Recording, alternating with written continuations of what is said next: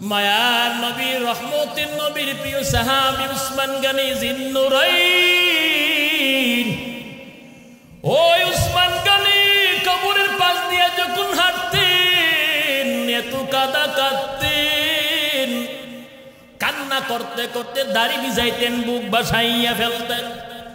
সাথীরা ডাক দিয়া বলতো, উসমান গনি ভাই, মায়ার নবী যখন জান্নাত জাহান্নামের বয়ান করেন আপনি কেন এত কাঁদেন না? যখন কবরের পাশ অতিক্রম করেন কেন এত বেশি কান্না করেন জানতে চাই। উসমান গনি ডাক দিয়া বলে, ভাই নবী তো বলেছেন 5টা ঘাটি পাড়ি দিয়া মালিকের জান্নাতে যাওয়া লাগবে। 5টা ঘাটির মধ্যে প্রথম নাম্বার ঘাটি, সেই ঘাটির নাম হলো কবর।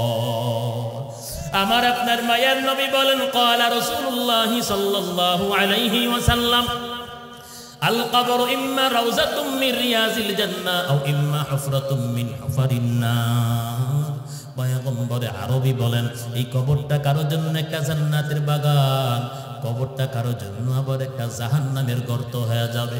আল্লাহর কসম করে বলি নবীর উম্মত, একটা কথা বলে যাই মুনাজাতের আগে, নবীর উম্মত ভালো করে মনে রাখবেন, খেয়াল করবেন, দুনিয়ার জমিনে যে যাই কিছু করেন না কেন, আল্লাহর কসম কবরে যদি শান্তি চান, নামাজ লাগবে, কোরআন লাগবে, পর্দা লাগবে, হালাল হারাম তমিজ করে খাওয়া লাগবে, অবশ্যই মা বাবার খেদমত লাগবে, ভালো কর্ম লাগবে, ভালো আমল লাগবে, এর বিকল্প কোনো রাস্তা না। আল্লাহ পাক ডাক দিয়া বলেন, গো নবী, সায়াদারুহা ক্বাআন সাফসাফা লা তারা ফিহা আইওয়াজাও ওয়ালা আমতা। আল্লাহ পাক বলেন, ওই হাসরের ময়দানে কারো জন্য রহমত, কারো জন্য গজব।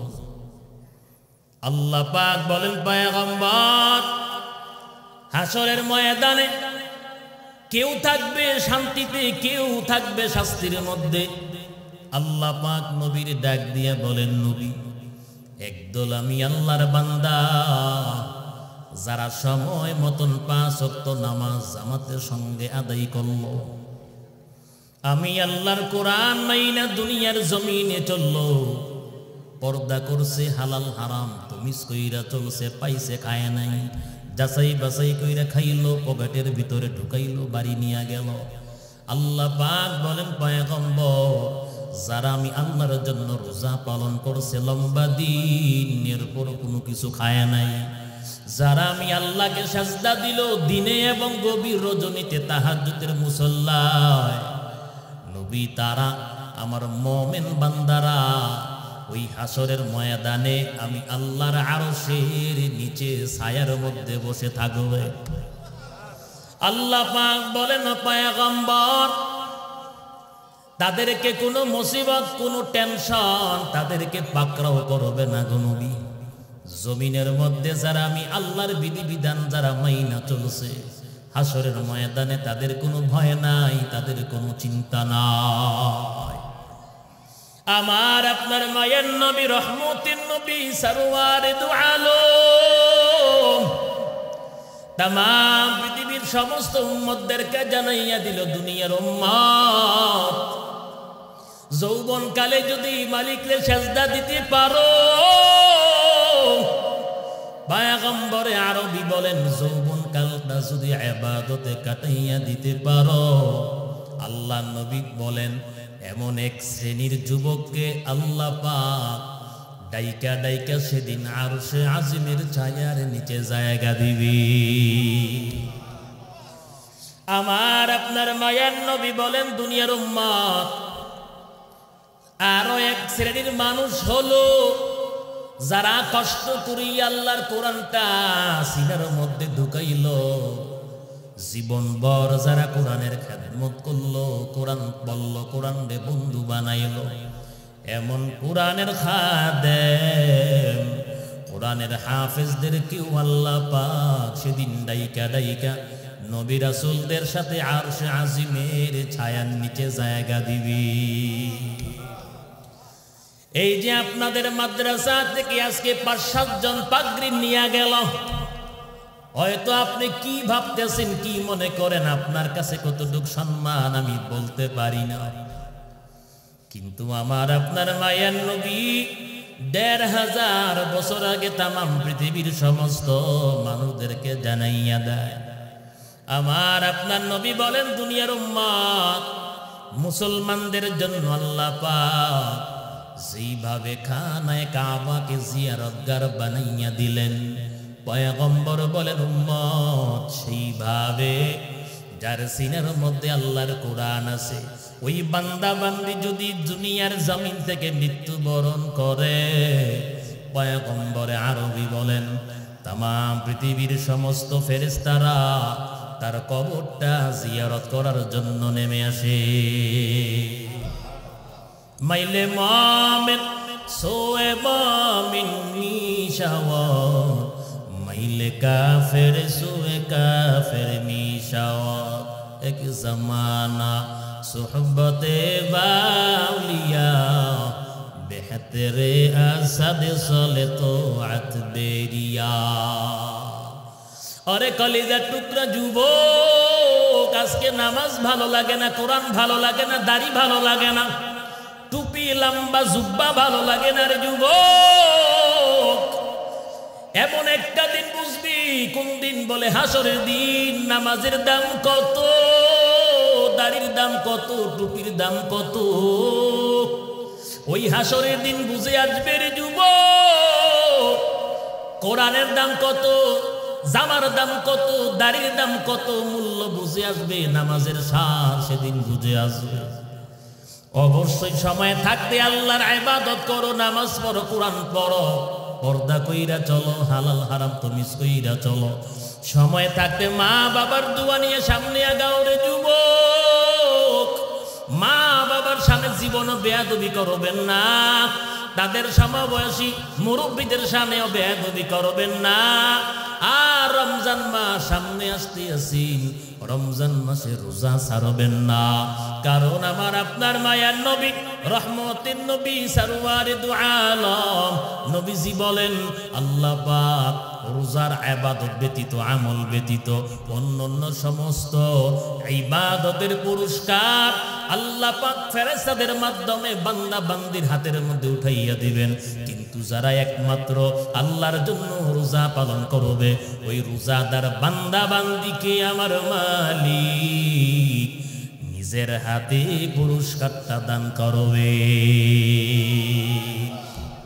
এই বেরাদার দূরে বাসা জিয়ারে বদ, ইয়ারে বদ বতর বুআদ মারে বদ।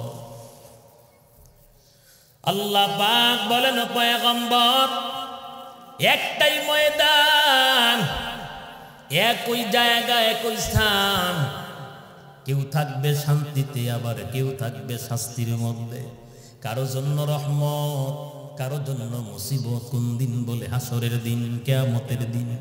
আল্লাহ পাক একটা ট্রাইব্যুনাল কায়েম করবেন।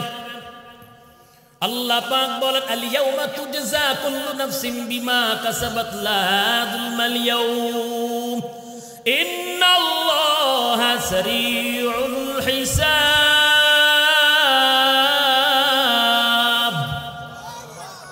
আল্লাহ পাক বলেন, সেদিন আমি আল্লাহ প্রত্যেকটা মানুষের পিছনের সমস্ত আমল সম্পর্কে আমি আল্লাহ অবগত করব।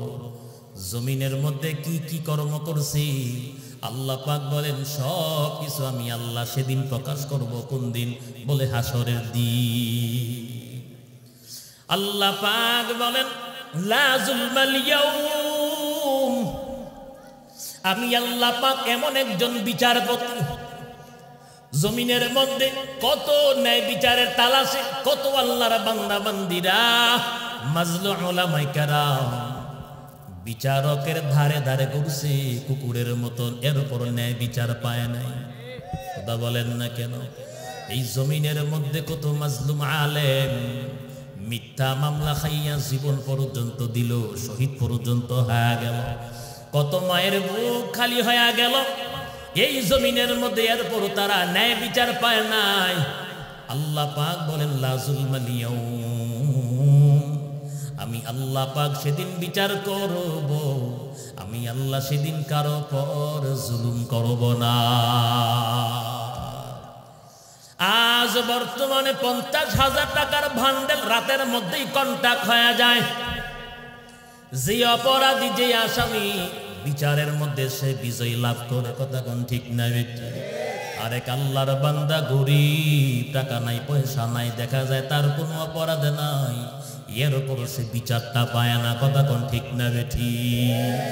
আমার আপনার মায়ের নবী ডাক দিয়ে বলেন, দুনিয়ার উম্মত, এই জমিনের মধ্যে যারা ন্যায় বিচার করবে, সমাজের মাতাব্বর, রাষ্ট্রনায়ক যদি জমিনের মধ্যে ন্যায় বিচার করে, ন্যায় ফয়সালা করে, আল্লাহ নবী বলেন আল্লাহ পাক এমন এক শ্রেণীর রাজা বাদশাদেরকে, বিচারকদেরকে ডাইকা ডাইকা আল্লাহ পাক হাসরের ময়দানে ডাকবে আর বলবে না,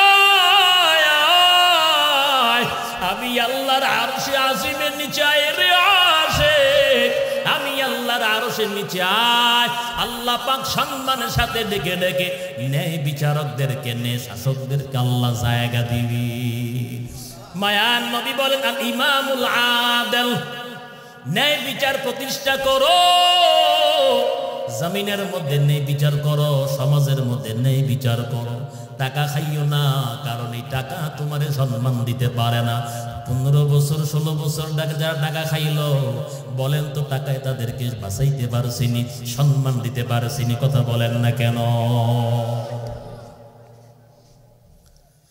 এলাকার মুসলমান আল্লাহর গোলাম, আল্লাহ পাক বলেন মাল সম্পদ আমি আল্লাহ যারে ইচ্ছা তারে দেই, তবে আল্লাহ পাক নিষেধ করেছেন হারাম ভাবে তোমরা মাল উপার্জন করবা না।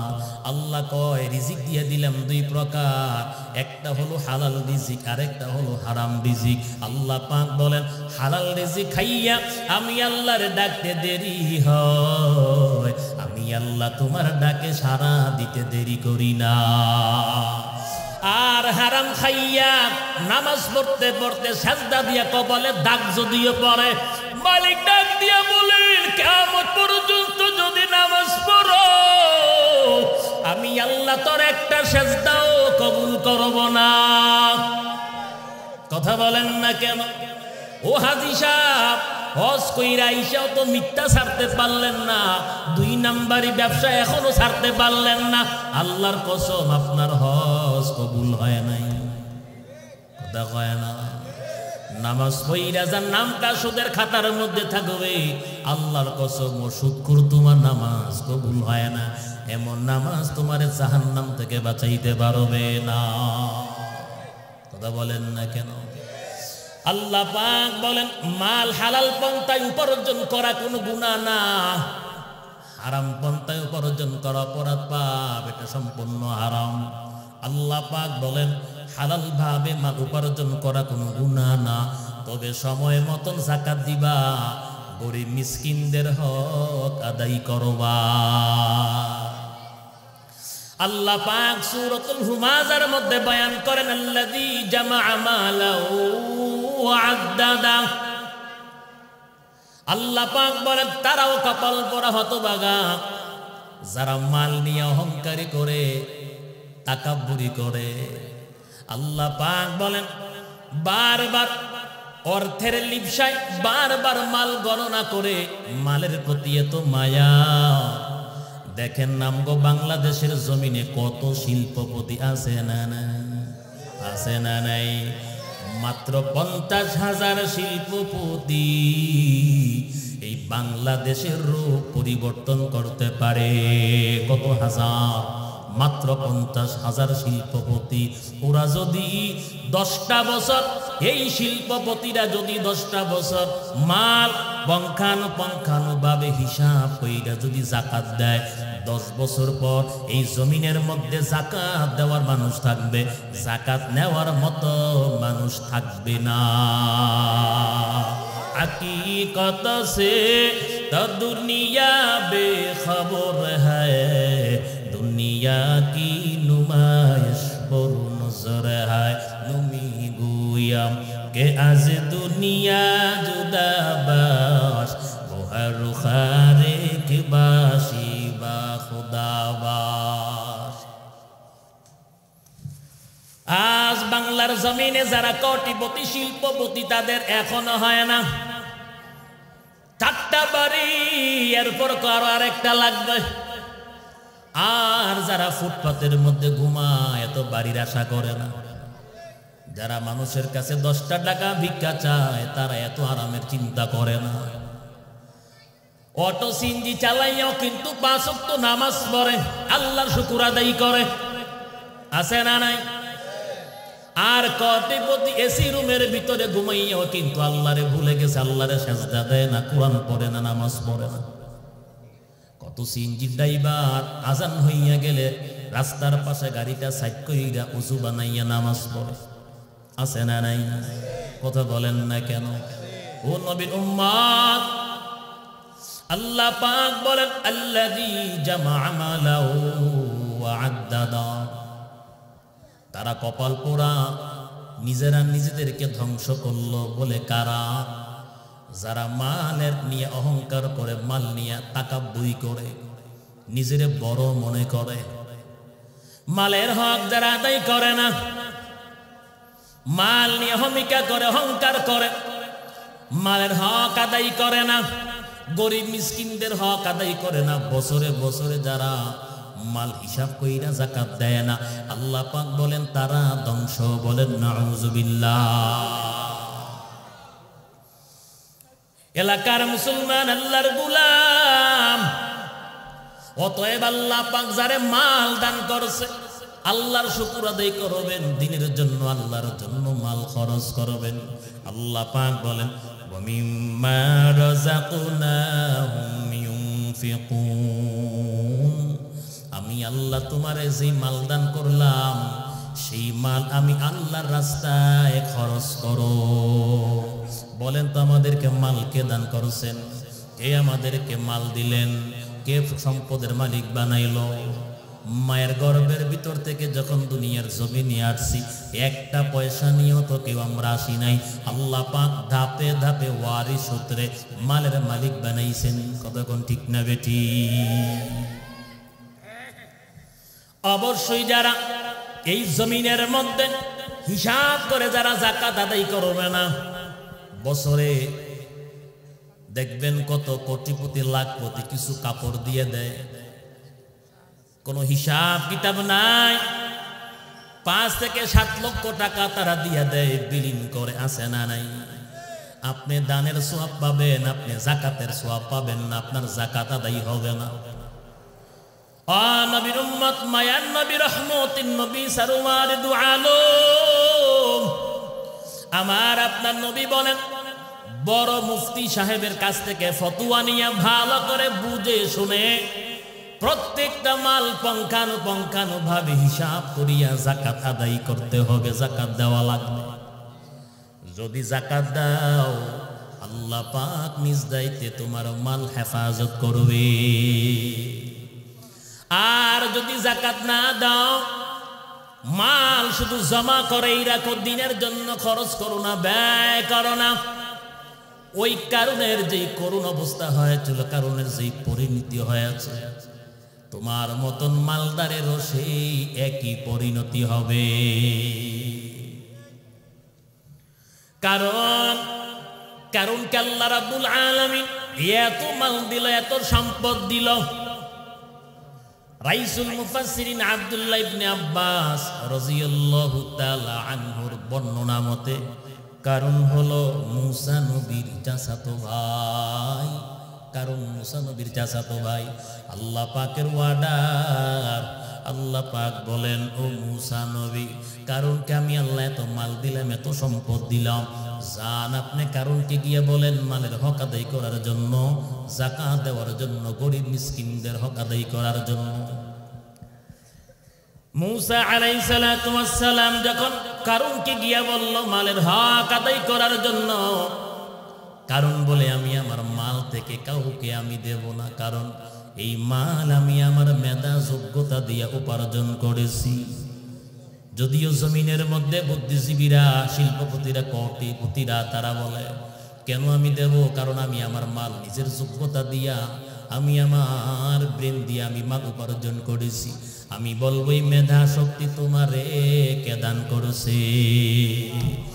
কেউ যদি বলে আমি আমার মেধা শক্তি খরচ করি আমি মাল উপার্জন করেছি, যাকাত দেব না, গরিব মিসকিনদের হক আদায় করব না, কারণ যেমনি ভাবে বলেছিল আমি আমার মেধা শক্তি দিয়ে মাল উপার্জন করেছি। ও মুসা নবী, আমি তোমার রবের কথা মতন আমার মাল আমি খরচ করব না, গরিব মিসকিনদের হক আদায় করব না।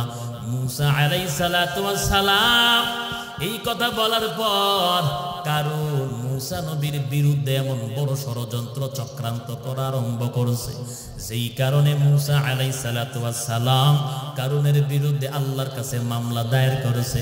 আল্লাহ পাক কারুনকে শাস্তি দেওয়ার জন্য জমিনটাকে মুসা নবীর অধীনস্থ বানাইয়া দিছে।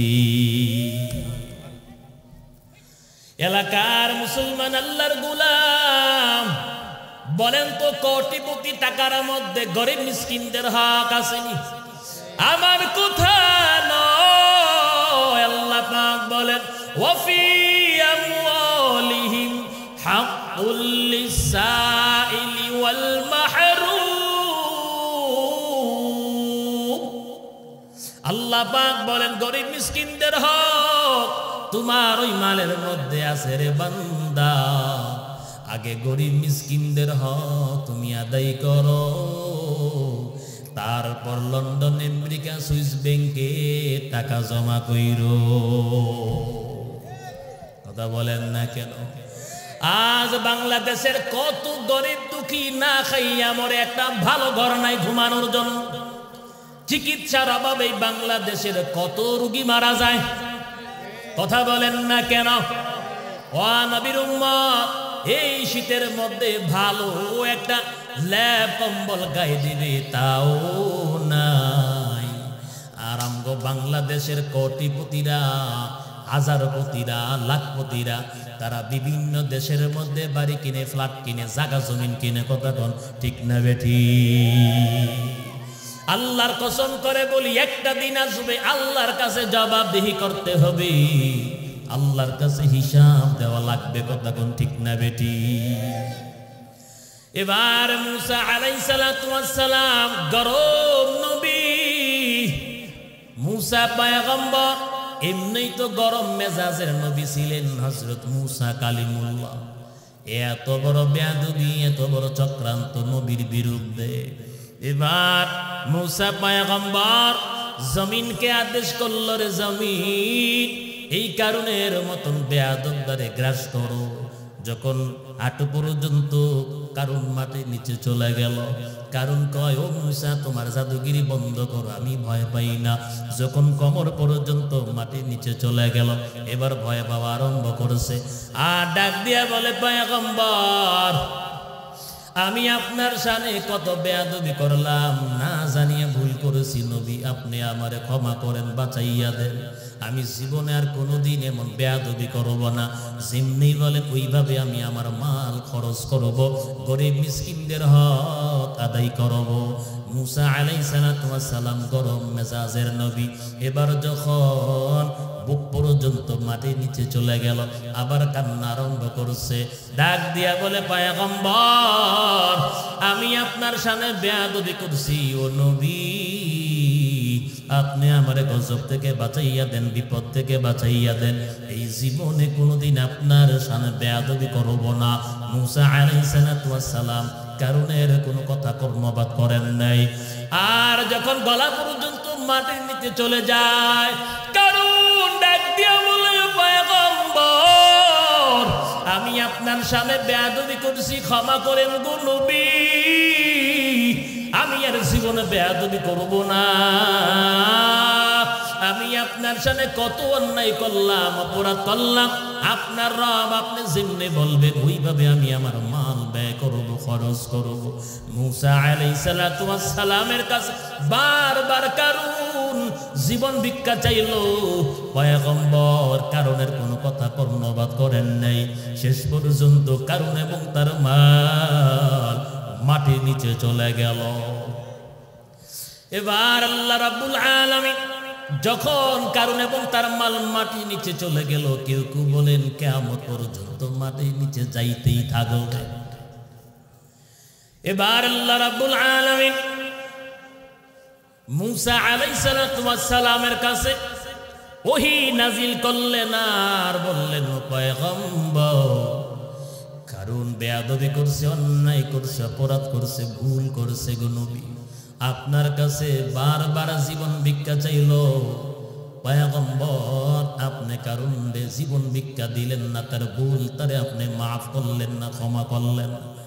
নবী আপনার কাছে কারণ বারবার জীবন ভিক্ষা চাইল, বাঁচার জন্য অনয় বিনয় করে কত ভাবে আপনারে বলল, ও নবী, আমি আল্লাহ পাক কত বড় দয়ার আল্লাহ, আমার কাছে 4 বার 3 বার নয়, সেই সময়ে যদি ওই সময়ের মধ্যে যদি কারো আমি আল্লাহর কাছে মাত্র একবার যদি আল্লাহ বলে ডাক দিত, ওই কারণ যদি আসমানের দিকে মাথা উঠাইয়া আমি মালিককে যদি ডাক দিয়া বলতো, রে আসমানের মালিক, আয় আল্লাহ, যা করছি ভুল করছি, বেয়াদবি করছি, আয় আল্লাহ, এই জীবনে আর কোনোদিন বেয়াদবি করব না, ভুল করব না, গজব থেকে আমারে বাঁচাইয়া দেন। আল্লাহ পাক বলেন, ও মুসা পয়গম্বর, আমি আল্লাহ একবার যদি কারণ আমার কাছে আল্লাহ বলে ডাক দিয়া বলতো, সারেন্ডার করতো, আমি আল্লাহ সে গজব থেকে কারণ রে বাঁচাইয়া দিতাম। কারণ আমি আল্লাহর চাইতে বড় দয়ালু কেউ নাই, জমিনের মধ্যেও তো আমি আল্লাহর চাইতে বড় বন্ধু কেউ নাই, কবরেও আমি আল্লাহর চাইতে বড় বন্ধু কেউ নাই, মিজানেও তো আমি আল্লাহর চাইতে বড় সাহায্যকারী কেউ নাই, হাসরের ময়দানে আমি আল্লাহর চাইতে বড় বন্ধু কেউ নাই, হাসরের ময়দানে আমি আল্লাহর চাইতে বড় সাহায্যকারী কেউ নাই। আল্লাহ পাক বলেন, বন্ধু বন্ধুকে সাহায্য করতে পারবে না, কেউ কারো জন্য সুপারিশ করতে পারবে না। ওই হাসরের ময়দানে সবাই বলবে নাফসি নাফসি বলে কান্না করবে। আল্লাহ পাক বলেন, ও দুনিয়ার ইমানদার, আমি আল্লাহর স্ত্রী নাই, পুত্র নাই, ছেলে সন্তান কেউ নাই, আমি আল্লাহ বড় মায়া করে বানাইলাম, আমি আল্লাহ বড় আদর করে তোমাদেরকে বানাই, আমি আল্লাহ তোমাদেরকে জাহান্নামের জন্য বানাই নাই, আমি আল্লাহ রাব্বুল আলামিন তোমাদেরকে জাহান্নামে দেওয়ার জন্য বানাই নাই রে বান্দা, আমি আল্লাহ তোমাদেরকে জান্নাতের জন্য বানাইছি। কারণ আল্লাহ পাক বলেন, জাহান্নামটা আমি আল্লাহর অসন্তুষ্টির একটা জায়গা, আমি আল্লাহ কোনো কুকুরের জন্য জান্নাত বানাই নাই, আমি আল্লাহ কোনো গরু গাধার জন্য জান্নাত বানাই নাই, আমি আল্লাহ কোনো জানোয়ারের জন্য জান্নাত বানাই নাই, আমি আল্লাহ কোনো শৃগালের জন্য জান্নাত বানাই নাই, আমি আল্লাহ মানুষ তোমাদের জন্য জান্নাত বানাইছি। আল্লাহ পাক বলেন, যেমনি ভাবে আমি আল্লাহ তোমাদের জন্য জান্নাত বানাইলাম, ও দুনিয়ার ইমানদার, ঠিক তেমনি ভাবে আমি আল্লাহ আবার তোমাদের জন্য জাহান্নামটাও বানাইছি। আল্লাহ পাক বলেন, অহংকারী করবি না, মাল নিয়ে সম্পদ নিয়ে অহমিকা করবা না, কারণ আমি আল্লাহ যদি চাই গো, সকাল বেলার বাদশার হাতের মধ্যে ওই ভিক্ষুকের ভাঙ্গা থালটা দিয়া বিকাল বেলা তারে রাস্তার ফকির বানাইতে পারি। আল্লাহ পাক বলেন, আমি আল্লাহর বেশি দেরি হয় না। আল্লাহ পাক বলেন, আল্লাযী জামাআ মালাহু ওয়া আদ্দাদা, হালাল ভাবে মাল উপার্জন করা কোনো গুনাহ না, কিন্তু মাল জমা কইরা রাখা, যাকাত না দেওয়া, গরিব মিসকিনদের হক আদায় না করা সবচেয়ে বড় অপরাধ।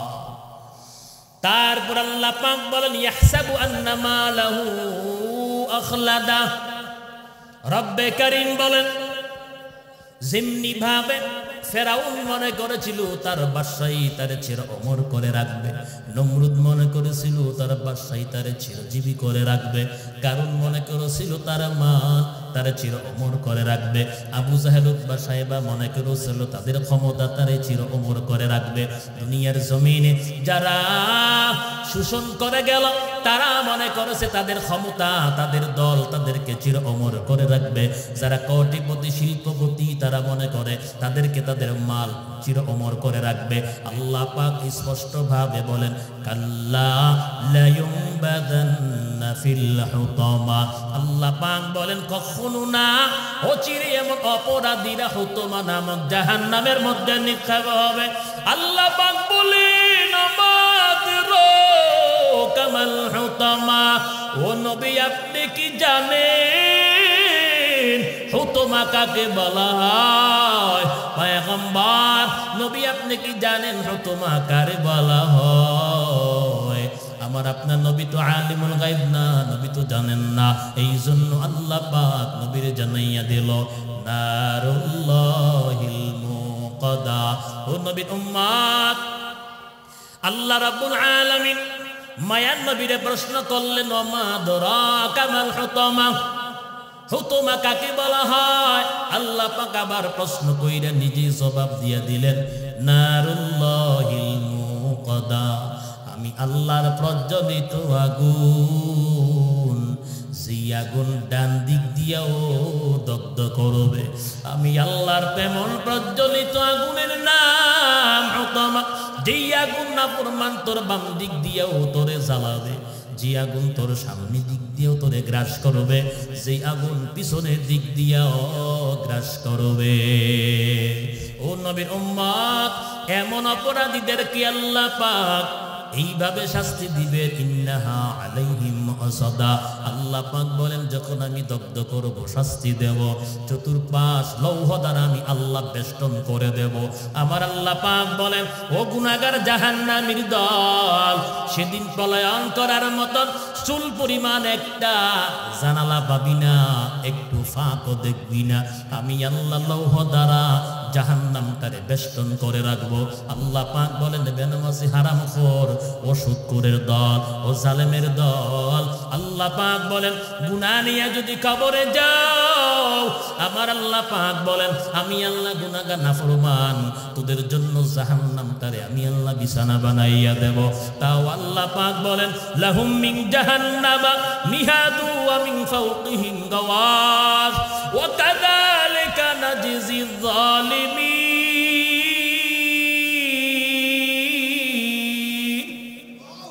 আল্লাহ পাক বলেন গুনাহ নিয়ে যদি কবরে যাও, আমি আল্লাহ জাহান্নামটারে তোমাদের জন্য বিছানা বানাইয়া দেব। আল্লাহ পাক বলেন জাহান্নামটারে বিছানা বানাইয়া আমি আল্লাহ শান্ত হব না। আমি আল্লাহ মাথার উপর দিক দিয়া ছাদের ব্যবস্থা করব। আল্লাহ পাক বলেন দুনিয়ার আরামদায়ক ছাদের মতো না, আমি আল্লাহ আগুনের ছাদের ব্যবস্থা করব। আল্লাহ পাক বলেন নিচে দিয়াও জাহান্নামের আগুন, মাথার উপর দিক দিয়াও জাহান্নামের আগুন। আল্লাহ রাব্বুল আলামিন বলেন ইন্নাহা আলাইহিম মুসাদা। ও জাহান্নামীরা জাহান্নামের আযাব খাইয়া জাহান্নামের আগুনে দগ্ধ হইয়া পলায়ন করার মতন কোন রাস্তা খুঁজে পাইবি না। আল্লাহ পাক বলেন ফি আমাদিন মুমাদ্দাদা। আমি আল্লাহ ওই নাফরমানদেরকে জাহান্নামের ভিতরে কিভাবে শাস্তি দেব? আল্লাহ পাক বলেন ফি আমাদিন মুমাদ্দাদা, আগুনের লম্বা লম্বা খুঁটির মধ্যে জাহান্নামীদেরকে বেঁধে রাখবো। দুনিয়ার জমিনে দেখেন না ওট গরু মহিষে মানুষ কিভাবে গাছের সাথে বাইদা রাখে, এর বিপরীতে একটা ভালো মানুষে যদি এইভাবে একটা বড় খুঁটির মধ্যে বাইদা রাখে, দেখতে কত খারাপ দেখা যাবে। কথা কোন ঠিক না বেঠি? আল্লাহ পাক সেদিন এত লম্বা বানাইয়া গায়ের চামড়া 42 গজ মোটা বানাইয়া আল্লাহ রাব্বুল আলামিন আগুনের লম্বা লম্বা খুঁটির মধ্যে বাইদা জাহান্নামের মধ্যে দগ্ধ করবে।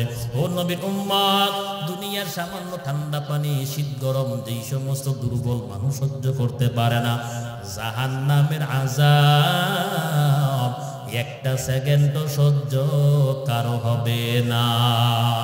ইয়া ইলাহি মুঝসে মুঝকো दूर कर के देखो मुझ में तुझको एक नजर या इलाही तू मेरा माबूद है या इलाही तू मेरा माशूक है हर गोरी ने के तू तो यार है चुना मांगे उसे तू बेजार है अतीना फी दारे दुनिया न हसान अतीना फी दारे उक़बा न हसान या गियासल मुस्तगीफीन हदीना लफ्तिखारा बिल उलूम वल गिना পাঁচটা ঘাটি পাড়ি দিয়া মালিকের জান্নাতে যাওয়া লাগবে কয়টা ঘাটি মায়ার নবী রহমতের নবীর প্রিয় সাহাবী উসমান গনি জিন্নুরাইন ওই উসমান গনি কবরের পাশ দিয়া যখন হাঁটতেন এত কাদা কাঁদতেন কান্না করতে করতে দাড়ি ভিজাইতেন বুক বাসাইয়া ফেলতেন সাথীরা ডাক দিয়া বলতো উসমান গনি ভাই মায়ার নবী যখন জান্নাত জাহান্নামের বয়ান করেন আপনি কেন এত কাঁদেন না যখন কবরের পাশ অতিক্রম করেন কেন এত বেশি কান্না করেন জানতে চাই উসমান গনি ডাক দিয়া বলে ভাই নবী তো বলেছেন পাঁচটা ঘাটি পাড়ি দিয়া মালিকের জান্নাতে যাওয়া লাগবে পাঁচটা ঘাটির মধ্যে প্রথম নাম্বার ঘাটি সেই ঘাটির নাম হলো কবর আমার আপনার মায়ার নবী বলেন ক্বালা রাসূলুল্লাহ সাল্লাল্লাহু আলাইহি ওয়াসাল্লাম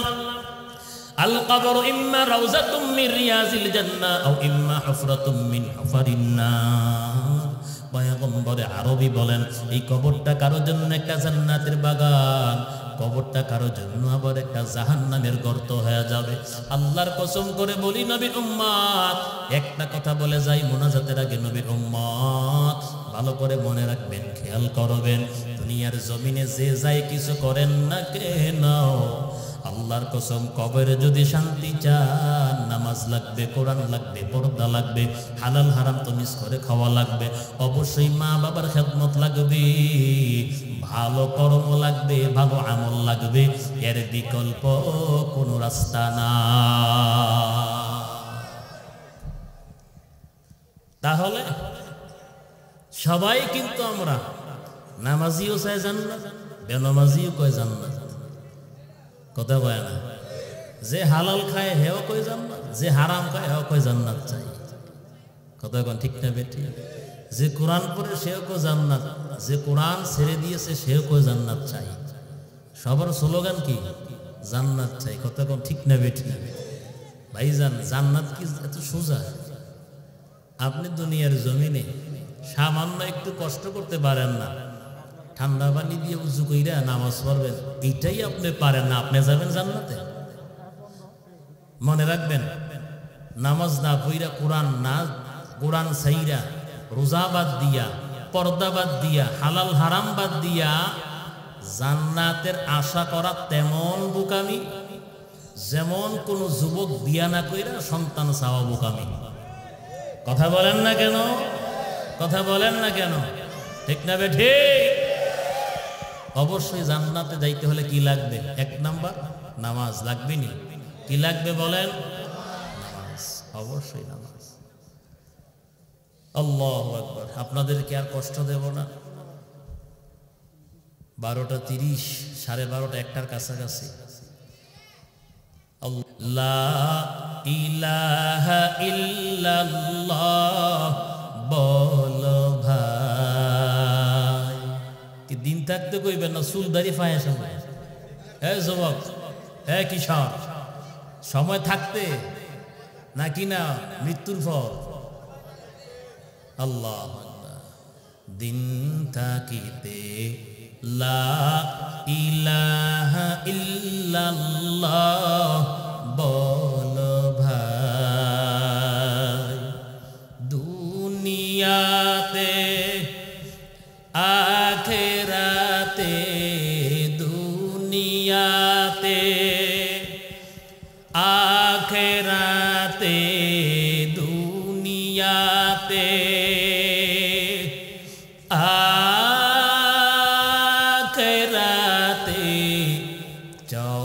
যদি বালাই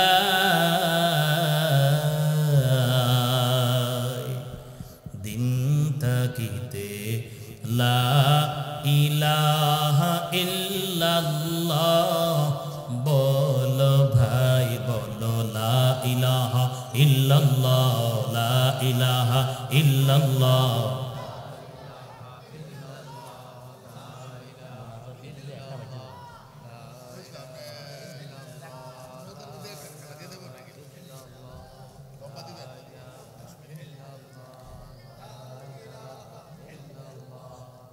হায়াত মৌত রিজিক দৌলত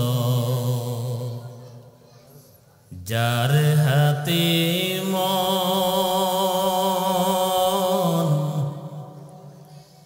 একবার তুই তার কথাটা ভাবিস নে কখন ভাবিস নে কখন হায়াত মৌত রিজিক দৌলত যার হাতে মন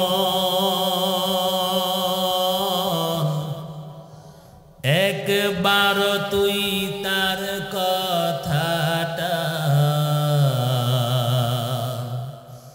ভাবিস নে কখন ভাবিস নে কখন আসবে যেদিন দুঃখের রাতি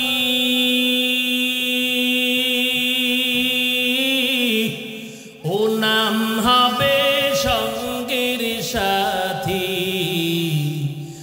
আসবে যেদিন দুঃখের রাতি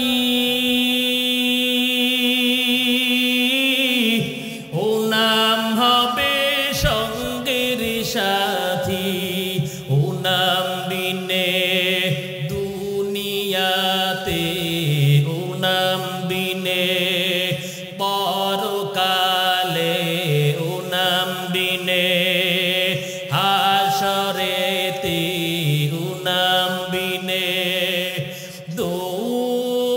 দোজাহানে বন্ধু কেহ নাই দিন থাকিতে লা ইলাহা ইল্লাল্লাহ বলো ভাই বলো লা ইলাহা ইল্লাল্লাহ লা ইলাহা ইল্লাল্লাহ লা ইলাহা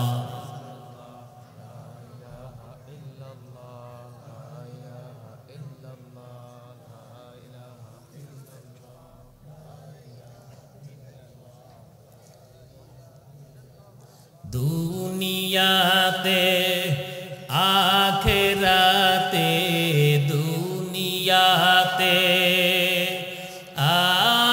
আখিরাতে বন্ধু কেহ নাই দিন থাকিতে লা ইলাহা ইল্লাল্লাহ বলো ভাই আল্লাহ ছাড়া কেউ বন্ধু আসেনি দুনিয়ার জমিনে আসেনি এলাকার মুসলমান আল্লাহর গোলাম মনটারে একটা প্রশ্ন করেন আমি আপনাদেরকে একটা প্রশ্ন কইরা যাই আপনারও মনরে প্রশ্ন করবে ডানে তাকাইয়া দেখেন আপনার আব্বা আম্মা স্বার্থপর বামে তাকাইয়া দেখেন আপনার আদরের স্ত্রীও স্বার্থপর বরুড়ার জমিনে দেখেন না ওই মহিলা পরকিয়া স্বামীরে নিয়ে আপন স্বামীরে ঘুমের ঘরে জবাই করছিনি চট্টগ্রামের জমিনে সন্তান আপন মারে সম্পদের জন্য বাসার ভিতরে গুলি করে হত্যা করছিনি ঢাকার জমিনে তিনটা বাবার কুলাঙ্গার সন্তান বাবারে 29 লক্ষ টাকার জন্য পিটাইয়া হসপিটালে পাঠাইছে দেবিদ্বারের জমিনে বাবার একটা মাত্র সন্তান ফাহিমা সাথে 4-5টা নরপশু নিয়া পরকীয়ার খবর জানা সন্দেহভাজন ওই 5 বছরের ফাহিমারে হত্যা করছিনি। ব্রাহ্মণবাড়িয়ার জমিনে আপন মা পার্শ্ববর্তী একজন যুবকের সাথে পরকীয়ার প্রেমে আসক্ত হইয়া ওই যে নাপা সিরাপের দোষ দিল, মিষ্টির সাথে বিষ মিশাইয়া 2টা ছেলে সন্তানকে হত্যা করছে। 15 বছর হইল বিয়া করল, যুবক কান্না করে আল্লাহ একটা সন্তান দাও। 20 বছর হয়ে গেল, আমার কাছে আইসা দোয়া চাই, হুজুর একটু দোয়া করবেন। সব দিছে, আল্লাহ একটা সন্তান দেয় নাই। আর ওই ভদ্র মহিলা 2টা ছেলে সন্তানদের মিষ্টির সাথে বিষ মিশাইয়া খাওয়াইয়া হত্যা করলো। আল্লাহর কসম করে বলি নবীর উম্মত, এই জমিনের মধ্যে আল্লাহ ছাড়া কোনো বন্ধু নাই। ডানেও আল্লাহ ছাড়া কেউ নাই, বামেও আমার মালিক ছাড়া কেউ নাই, সামনে পিছনেও আমার আল্লাহ ছাড়া কেউ নাই, কবরে গেলেও আল্লাহ ছাড়া কেউ নাই। এত সুন্দর করে বনি আদম বানাইয়া কিছুদিন ঘুরাইয়া ফিরাইয়া অন্ধকার কবরে নিয়ে যাইবা। ভাই বলি, বন্ধু বলি, কেউ তো আপন না। ভাবিয়া দেখিলাম ও মালিক, কবরে গেলে তুমি ছাড়া কেউ আপন হবে না। বলেন তো আমাদের আসল আপন কে? কে আমাদের আসল আপন? আল্লাহ পাক বলেন, ওয়া মা লাকুম মিন দুনিল্লাহি মিন ওয়ালিয়্যিন ওয়ালা নাসীর। আল্লাহ পাক বলেন, মুসলমান, আমি আল্লাহ তোমাদের সাহায্যকারী, আমি আল্লাহ তোমাদের অভিভাবক। আমাদের অভিভাবককে আওয়াজ দিয়া বলেন, আমাদের সাহায্যকারীকে আওয়াজ দিয়া বলেন। আল্লাহ পাক বলেন, আমি আল্লাহ জমিন রে বিছানা বানাইয়া আমি আল্লাহ মাথার উপর 7টা আসমান ছাদ বানাইয়া দিলাম। এরপরও আমি আল্লাহ চৈত্র মাসে কৃষকরা অপেক্ষায় থাকে কখন আমি আল্লাহ বৃষ্টি দিব, জমিনটা নরম হবে। তারপর জমিনে হাল চাষ কইরা ফসল করবে, রিজিকের বন্ধ ব্যবস্থা করবে। আমি আল্লাহ বৃষ্টির পানি দিয়া জমিনটারে নরম বানাইয়া দিলাম। কত দিঘির পুষ্কনির তাজা মাছ আমি আল্লাহ খাওয়াইলাম। আল্লাহ পাক বলেন, আমি আল্লাহরে চিনো, আমি আল্লাহরে ভালো করে বুঝো। আল্লাহ কয়, রাতের বেলা ওই গাভীর বাচ্চাটা মা মা করে চিৎকার করে ডাক দিয়ে কয়, মা আমার গলাটা একটু শুকাইয়া গেছে, দুধ পান করার মতন সুযোগ দাও। গাভীটা ডাক দিয়া কয়, রে সন্তান, আল্লাহ পাক বনি আদমের জন্য আমাদেরকে বানাইলো, ওই বনি আদমের সন্তান খাইয়া যে দুধটা থাকবে, সকাল বেলা ওই দুধটা পান কইরা মালিকের শুকুর আদায় করবি। আল্লাহ পাক বলেন, আমি আল্লাহ এত নিয়ামত খাওয়াইলাম, আমি আল্লাহ তোমাদেরকে এত নিয়ামত দান করলাম, খাইয়া আমি আল্লাহর নাফরমানি যারা করো, বেনমাজি হইয়া যারা কবরে আসবা, আল্লাহ পাক বলেন, আমি আল্লাহ কবর থেকে আযাব শুরু করব, হাসরের ময়দান পর্যন্ত আযাব চলবে, বিচারের পর বাকি আযাব। ও নবীর উম্মত, এই জন্য আল্লাহকে ভয় করো, আল্লাহর জাহান্নামকে ভয় করো, আল্লাহর কবরে ভয় করো।